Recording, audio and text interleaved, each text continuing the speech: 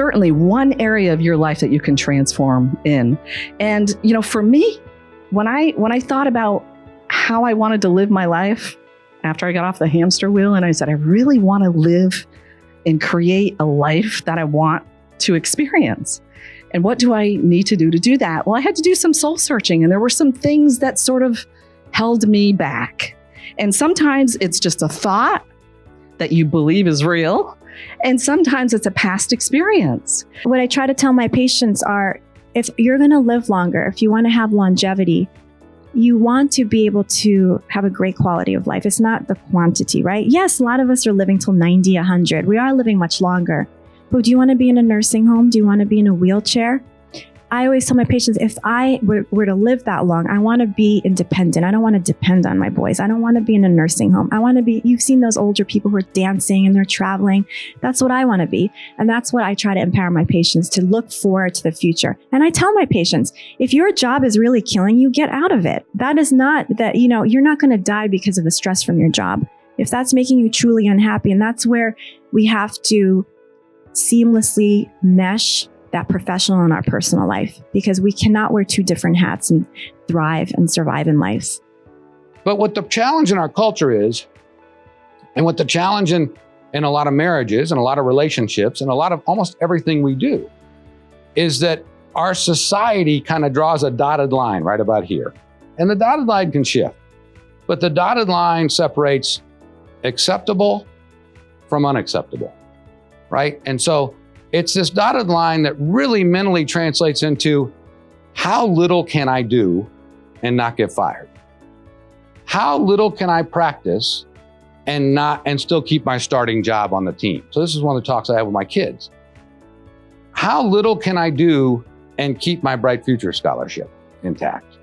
How little can I do and not have Doc get on to me about plant-based, diets? And how much steak can I eat and still, how much red wine can I drink and have it be good for me, And so there's this, and the list goes on and on and on, but we tend to look for this dotted line when really we should be chasing excellence.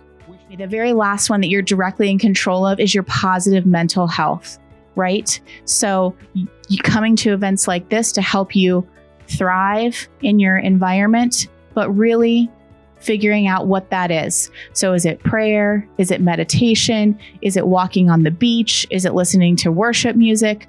Whatever it is, it has to be part of your health, because a healthy mind is a big part of how your whole body functions. So I like to think about it as it really easily as dream, diet, rest, exercise, alignment, and mental health. Dream, it's an easy one to remember. You have to have all of those facets working.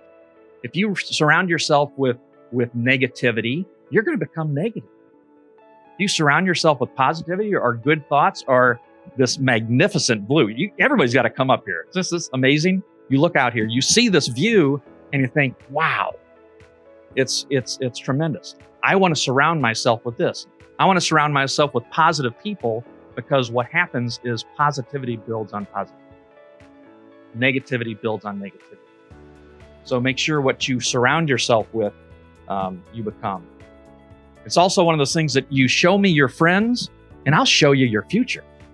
But what could I do to create a moment of impact for this person in front of me, whereby by the time we're done with our 1 to 2 minute headshot session, maybe I've done something or said something or shared something that has resulted in them walking away with an altered relationship to their self-image. But this balance between inwardly being present versus outwardly, that's a big chasm. It's unsustainable.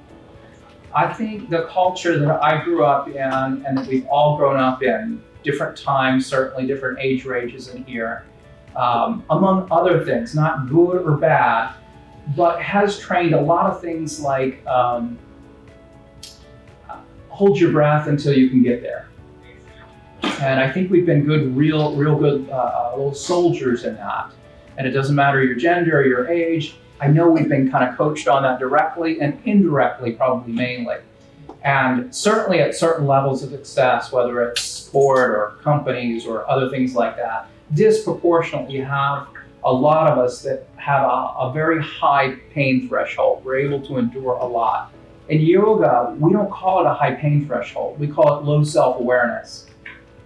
Notice the difference between high and low.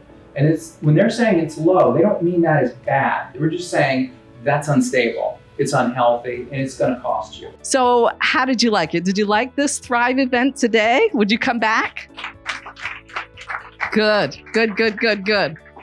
I remember saying to Dr. Hartley, thank you so much, Dr. Hartley, for everything you've done for me. And she said, I didn't do anything. Thank you for taking care of yourself. And so I want to share that message with you as well. Thank you for coming here today and taking care of yourself.